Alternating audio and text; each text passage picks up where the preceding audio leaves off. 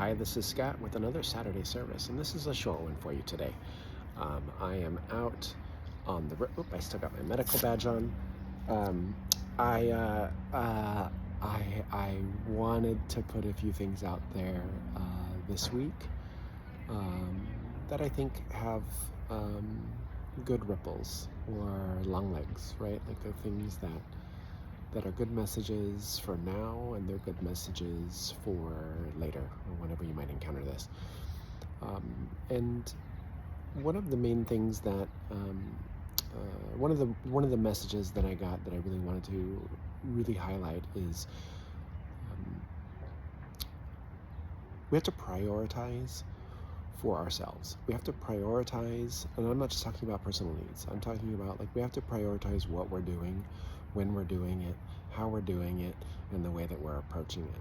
You may not be as busy as I am, but I'm pretty busy right now. If you're on the Facebook page, and that's the author page on Facebook, I sort of did a little rundown of all the things that I'm being involved in.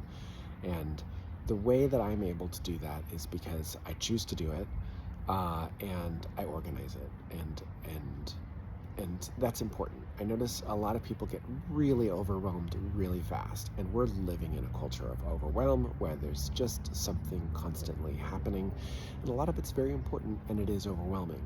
But to combat that, right? And I'm going to use that word combat. I want something that's a little martial. I want a little pushback. Um, to combat that, we want something that's going to give us a little bit of space. Now, if you're on the Patreon and you're participating at the praxis level, you know there's a meditation there for you this week, which is basically how to push away all the sensory overload that you've taken in and sort of reaffirm your field or your shield, or both, to just give yourself a little bit of space. And I included a little bit of meta with that, some loving kindness at the end of it to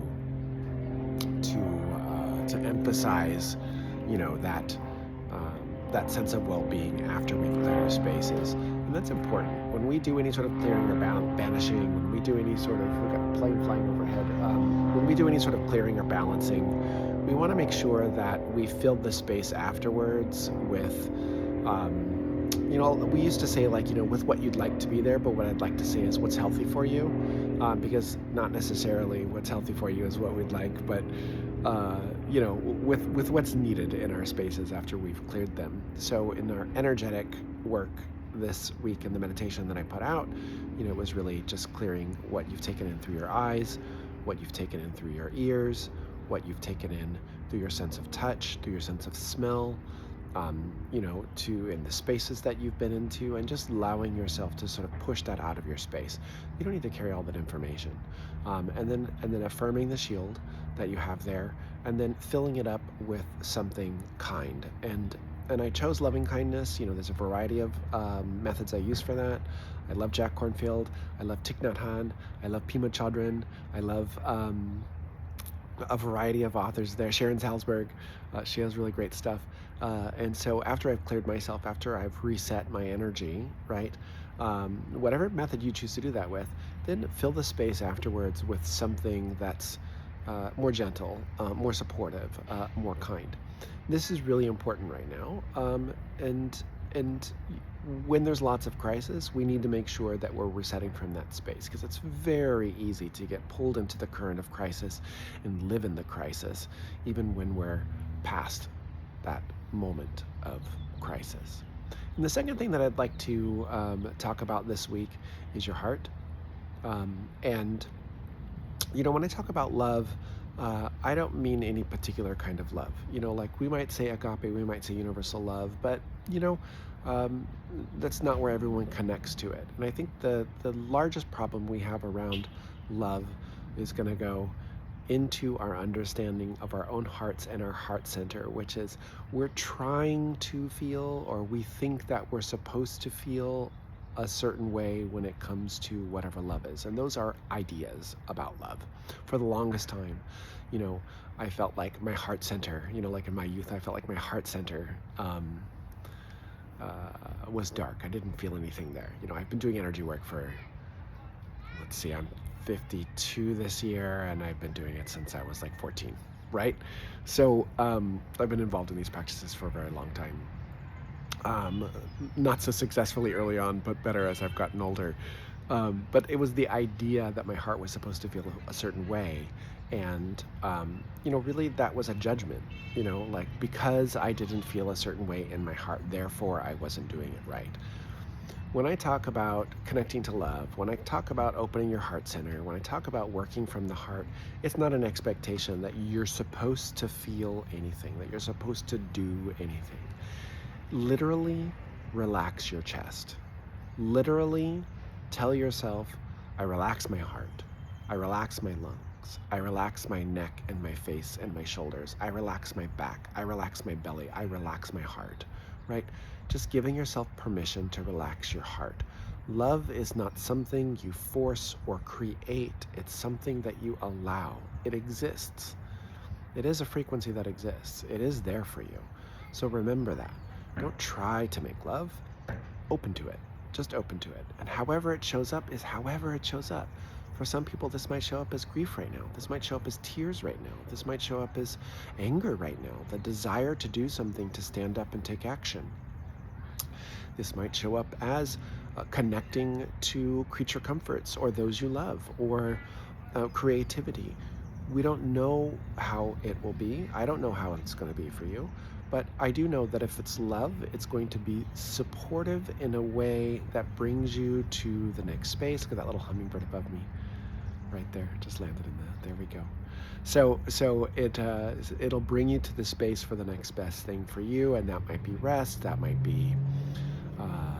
That could be several different things, right? Like we're not together. If we were sitting together, we might go through the meditation together, and I might be able to say, okay, how do you feel here? And then we can go do something, but this is not therapy, right? Like we don't want to just do like, we want to just avoid like video therapy, like that's just pre-recorded sort of thing that might open things up for us. That might be a little intense, but in general, what I'm saying is that have no expectation about what love is and allow love to be, because it is something that exists and you can experience, and it's not dependent upon you or your state or how good you are. It's not a moral value, right? We're all deserving of love. We all carry love. Love exists, right? It's there. So soften your heart to that. However that shows up for you is however that shows up for you. And if you need help, or you need to talk to someone, or you need a friend, or you need community, or you need your dog or your cat or your blankie or whatever it is that you need, right? You just need to watch those hummingbirds behind me and the flowers. Aren't they gorgeous? You do whatever that is that you need to do for you. You find the best way, the healthiest way that you do that for yourself, and you make that determination. So don't judge love. Soften your heart. Open up. Allow it to be. When you're in that place, when you're clear, when you've done some kindness for yourself, you're resetting your energy to be back where you are. When you open your heart and you ask, what is it today that is love, right? And then you land in that place and you exist in that place and you act from that place, right? It might not be your idea of what you thought love would be, but if you follow it, right, and it's leading you in healthy ways, right, you're really tapped into that, then, you'll find yourself in the right place in the right time doing the right thing. That's my opinion of it. If you don't know what that looks like, if this is all very confusing for you, you can start with simple things like writing in a journal, on paper, with a pen or pencil, not on a keyboard, not on your phone. Put those things away. Tactilely write. This is my day. This is how I'm feeling today. Say, I feel. Ask yourself how you feel, and let the feelings rise in you. You might say, I feel numb. I feel nothing. Those are feelings. Write that. And then say, I think. What do I think about those feelings, right? What do I think about them? You might have different things come up. This might open a little gate for you. I have fear, so I fear. What do I fear right now, right? What do I want right now? What would I like to see in the world, right?